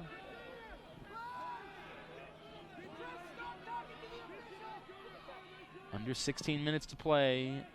This ball sent all the way in. Boy, out in front there was Sestero. Just couldn't find him. Too aggressive. Foul goes against Colgate. Again, sort of cutting under, backing up. Now ahead to Callahan over there on the flank. Callahan looking for a cross. He gets it inside. Open but not able to deliver. Arno Rupp is going to think about that one for some time. He wanted to one-touch it, understandably, but he might have had enough space to settle the ball first, Jamie, and then try to deliver. We saw that a lot in the last game, him sort of just missing his opportunities. And here's another one, but he is also, that's a tough ball to handle. It's a really difficult ball to handle, up around the waist, yeah. And again, he couldn't have possibly known. I think in hindsight, if he had just tried to stop the ball, he might have had enough time to then try to strike. But there's no way he knew that, and obviously you want to try to one-touch. Now a one-on-one opportunity, but flag is up. Flag is up. And what a save by Henry Stutz. That's got to give him some confidence, but he was offsides. 76th minute. 1-0. Colgate on top of Holy Cross here in the Patriot League Championship game. Crusaders, less than 15 minutes to try to equalize. Or it will be Colgate for a second straight year. Sestero couldn't come away with that one. Ball still on the turf, now finally cleared away by Mupen. Holy Cross pushing forward a little bit more, Jamie. Chances improving. I thought that might have been a handball on Eulegian, but not on the next. This is the offside before. Yeah. My. Okay. That was close. I do believe he was offside, though, but Stutz made the save anyway. And it probably helps you sleep a little bit better. Indeed. Under 14 to go. Ball held up. Now push forward. Another opportunity into Rupp. Rupp couldn't chest it down. Sestero gets to it. Off the line is Harris. Sestero feeds in front. Now across. Chance here. Brummett, but right into the torso of Jacob Harris. Good strike, but right at Harris, who was able to race back onto his line and make the save. So interesting, isn't it, Glenn? All of a sudden, 3 opportunities for Holy Cross. Just the urgency has picked up, and they have stepped up. Shot by Brummett, saved. And boy, Brummett, you wanted him to one-time that ball right there. Listen, I noticed, Glenn, a quote by Coach Eric Groning after the 4-3 overtime loss in their last matchup. We have to learn how to close out games. That was October 25th, Glenn. How interesting. So maybe Colgate has had problems in the past of. Well, if I remember correctly, the equalizer came in the 89th minute, Jamie, in that game. So if you're Holy Cross, that's the one good thing you have going for you right now is you know you can do it. You've done it before. Yeah, in the 89th minute no less. And then, for those of you just joining, Arno Rupp wins it in overtime on a free kick, an amazing Arno free kick. You have to see it. It was gorgeous. That was 18 days ago during our halftime festivities. Jimmy Johnson had that as the #2 play of the year in Patriot League soccer, that Arno Rupp free kick winner. A walk-off shirt off. Jimmy's got good taste. I thought it was an amazing set piece. Mupen flips it forward. Battle for the ball continues along the near sideline. They'll go out over the sideline. Throw in coming for Colgate. Raiders trying to hang on to this 1-0 advantage and win the Patriot League in consecutive seasons for the second time under head coach Eric Ronning. Holy Cross trying to equalize, keep their season alive. They want to represent the Patriot League in the NCAA tournament. Too aggressive. See if a card comes out. Yes, indeed. In the 79th minute. And I think right now, if you're Marco Kuhlman, you're okay with over-aggressiveness in your tackling because you have to have the ball. If you don't go, yeah, sure, you may get called for a yellow card, but what's a yellow card going to hurt if you don't have another game to play this season? Of course, and it's clear they're playing keep away right now from them, so. It's, of course, Sean Merrick gets hit with the yellow. Merrick, the freshman from Mississauga, Ontario. And over there to pick it up is Stutz. Stutz wants to get rid of it quickly. It's Kafora who was hit with the yellow. Sorry, it went up as Merrick. Not Merrick, it's Kafora who gets hit with the yellow. Number 8. Kafora, the senior from Plainview, New York. You see the talent of Arno Rupp. One touching and almost turning successfully, but Christian Clark draped all over his back. Great job to get that one back. Really battling for that ball was Kafora after he just picked up the yellow. He's not going to allow it to change how he plays. He can't. Season's on the line. He can't hold anything back. Sestero gets pushed down. He wanted a call, not going to get it. Just over 10 minutes, Stroud takes it up for Colgate. Getting to the nitty-gritty, getting the nail-biting time on the Holy Cross side as they trail 1-0. That'll go out over the far sideline. Throw-in coming. We have a Colgate player down.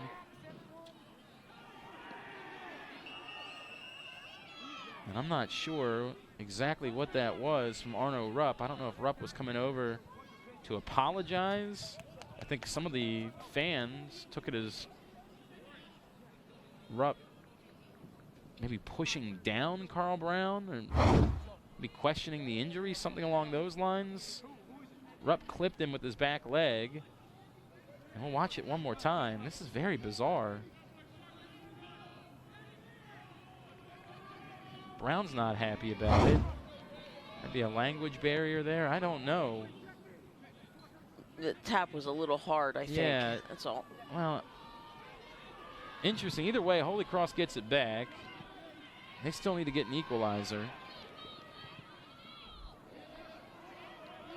And Pagani and Rupp shake hands. Everything's okay.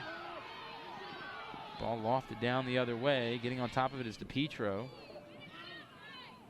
If you're Colgate, at what point do you start thinking about going to the corner and trying to protect this lead, Jamie? I think 10 minutes is a little.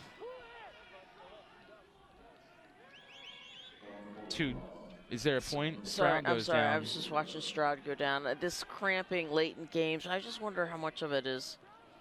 Gamesmanship? Yeah, now he's going to get up and he's fine. Whatever. It's been in soccer forever. So hopefully the referee's on it.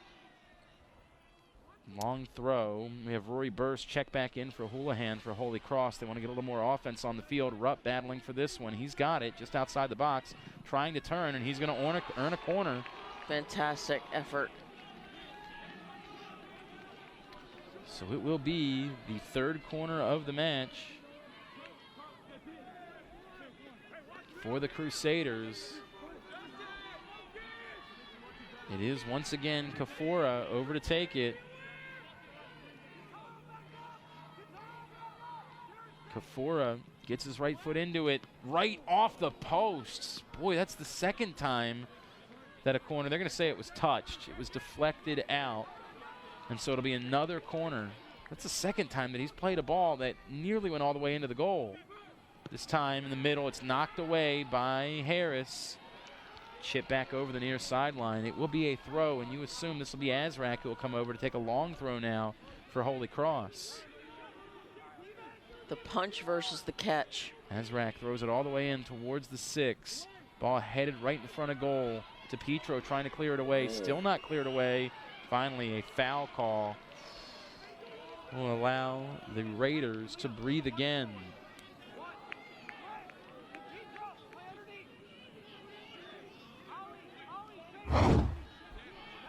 Watch this sequence one more time. A little bit of a shove there. Shove in the back, yep. yeah, from Estero. And that's what earned the call.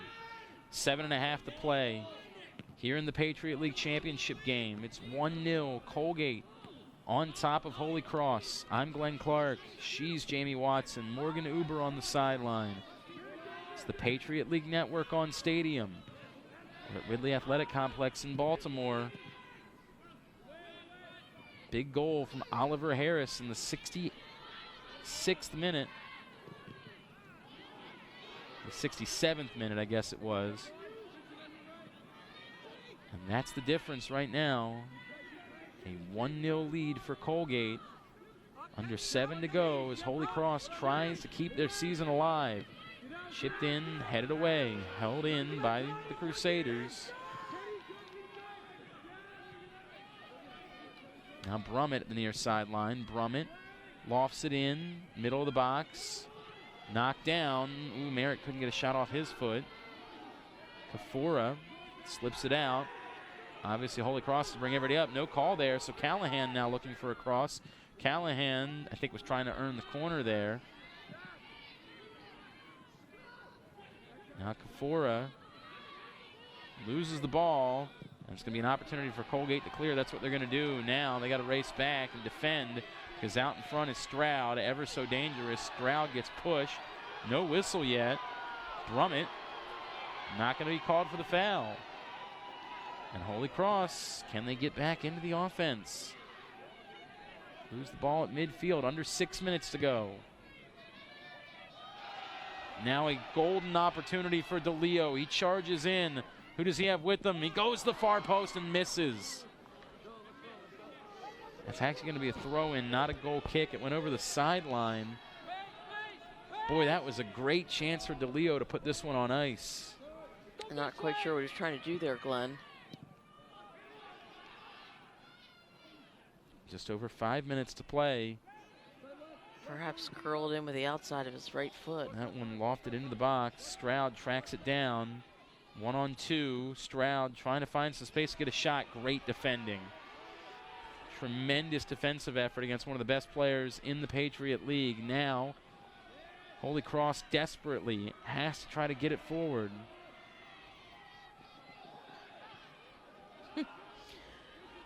Referee's letting him play, Glenn. Well, got a conference championship on the line in the final 5 minutes. If there was ever a time to swallow the whistle, maybe now's the time to do it. Final 5.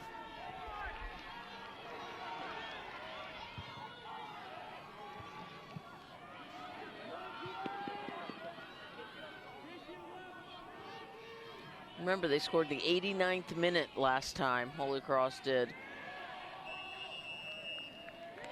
And a handball the call here in the 86th minute. Cannot give the ball away. That's a bad turnover. It is. Merritt couldn't settle it. 4 minutes to play. The Colgate supporters starting to feel it. They know what it's like. They did it a year ago. Are they about to celebrate once again? Merrick slips it forward. Here's a chance. Burst the edge of the box. Cuts it back, middle of the pitch. Yuji Callahan trying to find a way to get off a strike. Was it deflected? No, it was not. Very difficult to strike that ball, falling away and getting it to go back in the opposite direction. The number of bodies between you and the goal. On top of that, I just didn't know if it hadn't been deflected. No.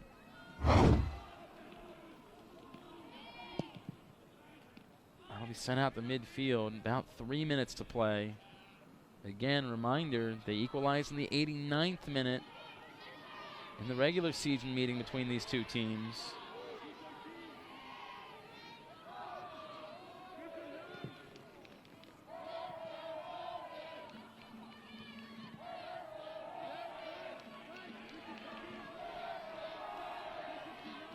Holy Cross, desperation time. Ball sails into the box, headed back up. Colgate trying to clear. Brummett knocks it down. Now another chance here coming to the near flank. Merrick has to beat two defenders, not able to do so. Goal kick. Give him credit. He's trying, Glenn, to create something happening behind space, behind defenders. Unlucky for Merrick. Goes over the end line. Goal kick. Here we go. 2 minutes to play. 2 minutes standing between Colgate and a second consecutive Patriot League Championship.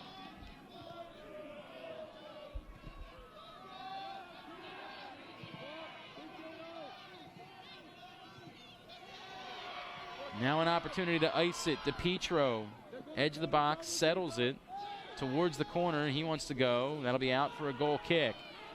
Holy Cross has to move quickly here. 100 seconds remaining.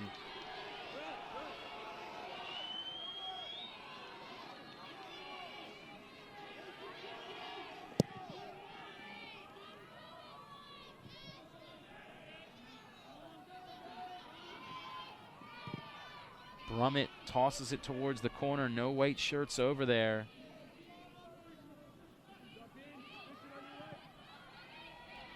Yuji Callahan, can he keep it in? He crosses. Oh, it was a great chance. Oh, my. Where it appeared there was nothing, Callahan was able to find Sestero. Sestero just couldn't get the ball off his foot towards the goal. We got under a minute to play. I can't believe it. I thought this was it. I thought he was going to do it again. It just catches, doesn't get that toe down, and the ball goes over the crossbar. As Jamie references, it was Sestero who equalized in the closing moments of the regular season meeting.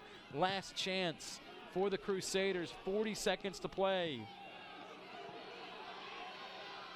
Stutz has to race over to get it. Does, but not able to clear it. That ball will be lobbed towards the goal.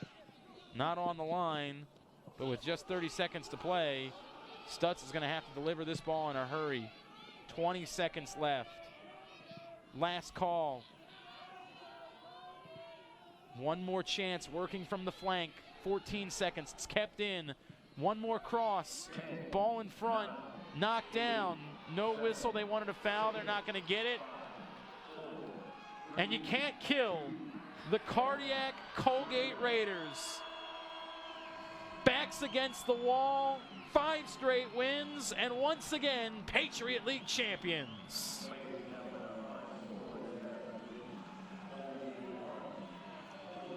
Now they can celebrate, Glenn.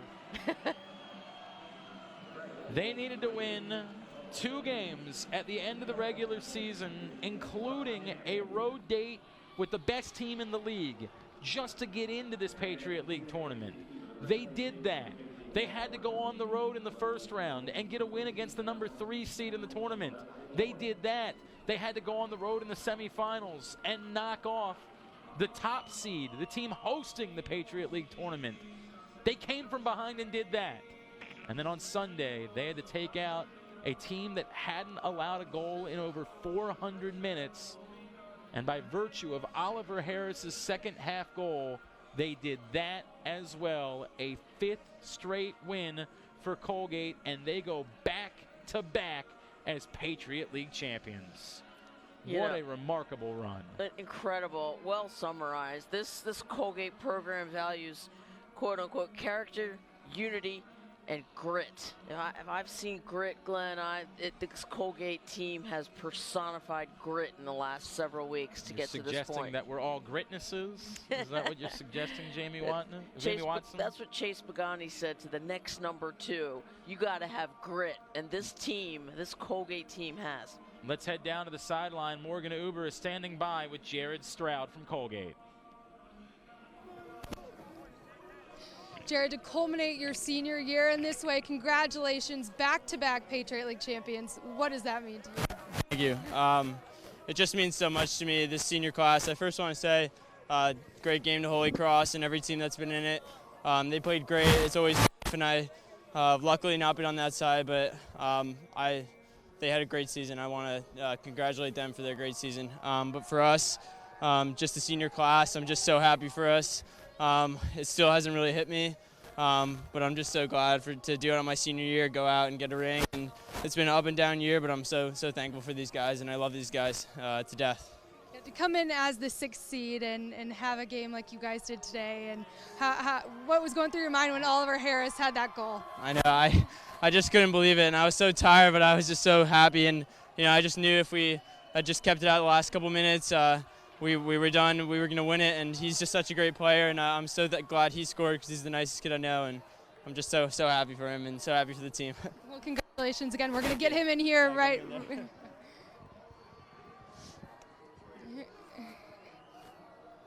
Oliver, congratulations, so Patriot League champions. I mean, to have the game-winning goal. What was going through your mind? What did you see there with that play? Well, I'm a lefty. The cross came in, and I was trying to get on my left, and luckily I think it went through some people's legs and went in. I didn't see much of it, but I'm so glad that I could do this for my seniors. I love those guys, and it was really all for them. Back-to-back Patriot League champions. You guys come in as the 6th seed. I mean, no one was expecting this. I mean, does it mean a little more to you guys in that sense? Yeah, I think so. I think we proved to ourselves that we didn't have that great of a season, but we came in and we beat Loyola, who we had lost to in the regular season. Then we just beat Holy Cross, who we also lost to in the regular season. So it meant a lot for us to come back and kind of get that revenge and show them that we are a different team now. Well, congratulations, and I'll let you go celebrate with your teammates. Thank you so much. Yep. Glenn and Jamie, back to you guys. So much, Morgan Uber, and what a remarkable scene on the field. Congratulations to Oliver Harris and Jared Stroud, Patriot League champions.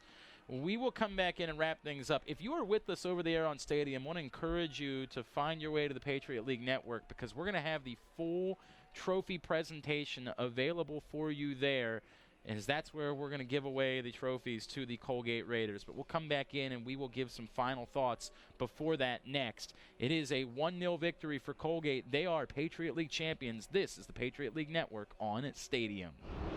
Colgate wins the Patriot League Championship 1-0 over Holy Cross. Glenn Clark, Jamie Watson with you. Again, if you are with us over the air on Stadium, encourage you to jump over to the Patriot League Network, as we will have the full trophy presentation for the Raiders coming up momentarily. Jamie, before we do that, your thoughts on what we saw here today as Colgate finishes off an improbable run to a Patriot League title. I mean, why we love sports. 7th straight title in program history. Congratulations to the Colgate Red Raiders. Yeah, they're 7 for 7 all-time in Patriot League championship games. They just are so difficult to beat on Championship Sunday. We'll see some highlights from this one as we put the finishing touches on the Patriot League championship game, and we go back to the first half and thought that Jared Stroud was going to give the Raiders an early 1-0 victory. Ends up going off the post there, and so it stays a scoreless game. And there were some opportunities for both teams. That was the best one in the first half for Colgate. Wasn't able to finish. Bobby Barsich had a busy day. Took this one all the way down. These were some of the better opportunities for the Crusaders. Ultimately led to a really good shot for Rory Burst that he just couldn't tuck in that far post. But they had their chances in this one, and those chances continue to build in the second half, Jamie.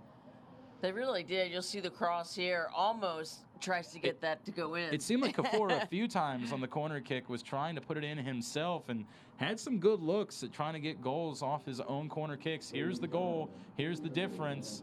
This one would be banged in by Oliver Harris off the long throw, tucks it inside the far post, and that was the difference through a mess of traffic. Indeed. Well screened. There was no way that Henry Stutz could have seen where that ball was coming from.